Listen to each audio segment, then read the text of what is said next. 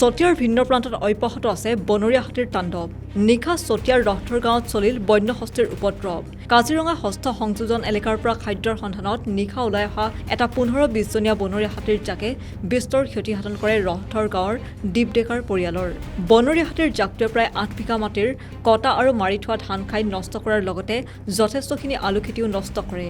হিতৰ প্ৰকোপ বৃদ্ধি পোৱাৰ লগে লগে এইদৰে বনৰীয়া হাতীৰ জাকসমূহে বনাঞ্চলৰ পৰা ওলাই আহি জনাঞ্চলত প্ৰৱেশ কৰি ৰাইজৰ বিস্তৰ ক্ষতিসাধন কৰি আহিছে যদিও বন বিভাগে কুম্ভকৰ্ণৰ নিদ্ৰাত মগ্ন হৈ থকাৰো গুৰুতৰ অভিযোগ উত্থাপিত হৈছে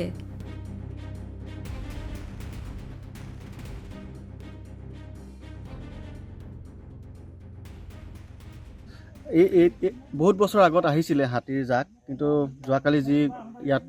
আমাৰ চতিয়াল গাঁও ৰহদৰ গাঁও নপমা চাৰিঙীয়া এই অঞ্চলৰ মানুহখিনি আমাৰ মানে কৃষিজীৱী খেতি কৰি চলে আৰু এই যিটো ডেকা পৰিয়াল বুলি ক'লে সকলোৱে জানে ৰহদৰ গাঁৱৰ ডেকা পৰিয়াল এই ডেকা পৰিয়ালটোৰ তেওঁলোকৰ এই পামখনত ধান অলপ থৈছিলে যথেষ্টখিনি 5 বিঘাৰ ওপৰ হয়তো হ'ব চাগে 8 বিঘা ধান থৈছিলে হাতী আহি পেলাই 15-20টা হাতী আহিছে আহি খালে খাই আলুখিনি নষ্ট কৰিলে গতিকে মোৰ চৰকাৰলৈ এটা আহ্বান থাকিব যিসকল মানে বনকৰ্মী আছে তেখেতসকলে যাতে হস্ত সংযোজন ওলাই আহোঁতে অকণমান বোম বাৰুদ ফুটাই বা তেখেতসকলক মানে অকণমান এলাৰ্ট হৈ থাকে কাৰণ এতিয়া এই সময়খন আমাৰ মাঘৰ বিহু সময় আহি আছে আৰু যথেষ্টখিনি কষ্ট কৰি কৃষিজীৱী তেওঁলোকে খেতি কৰি আজি গোটেই পৰিয়াল পোহপাল দি আছে গতিকে হাতীয়ে নষ্ট কৰিলে তেখেতসকলৰ গোটেই ভৱিষ্যতটো পিছৰখিনিলৈও তেওঁলোকৰ প্ৰব্লেম হৈ যাব গতিকে স্থানীয় যুৱক হিচাপে কিনো কম খুব বেয়া লাগিছে আৰু আমি ৰাতিপুৱাই আহি চালোহি একেবাৰে সৰুৰ পৰা ডাঙৰলৈকে হাতী আহিছে কল ভাঙি খেতিখিনি নষ্ট কৰিছে গতিকে মই কি ক'ম চৰকাৰলৈ এটা আহ্বান জনাইছোঁ আৰু যাতে অকণমান কিবা সহায় কৰে তেওঁৰ পৰিয়ালটোলৈ আৰু আমাৰ এই অঞ্চলৰ যিখিনি গৰু আছে সেই গৰুখিনিও যাতে মানে গৃহস্থে বান্ধি ৰাখে কাৰণ এতিয়া চবফালে ধান কাটি হোৱাও মাৰিয়ে আছে যিহেতুকে কৃষি প্ৰধান গতিকে চৰকাৰক এটা আহ্বান থাকিব এই পৰিয়ালটোক যাতে অকণমান সহায় কৰে কি ক'ম আৰু বহুত দুখ লাগিছে মানে আমি হ'লো খেতিয়কৰ ল'ৰা খেতি কৰিয়ে চলি থাকোঁ এই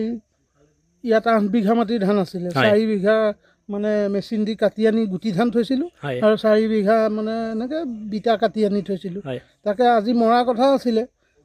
মেচিন আনি কিন্তু কি হ'ব ৰাতিয়ে সেয়া কৰিলে আৰু বহুত মানে দুখিত হয় আৰু বিশ্বনাথৰ বন বিভাগ আছে বিশ্বনাথৰ বন বিভাগে এতিয়া মানে কি হেৰি লয় যাতে কিবা এটা সাহাৰ্য দিয়ে আমাক সহায় কৰে নহ'লেতো আমি খেতিয়ক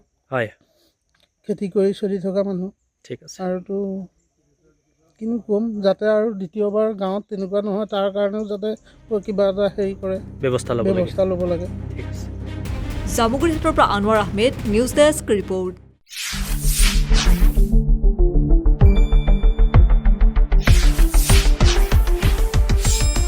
শুদ্ধ আৰু বিস্তৃত বাতৰিৰ বাবে চাই থাকক নিউজ ডেস্ক ৰিপৰ্ট।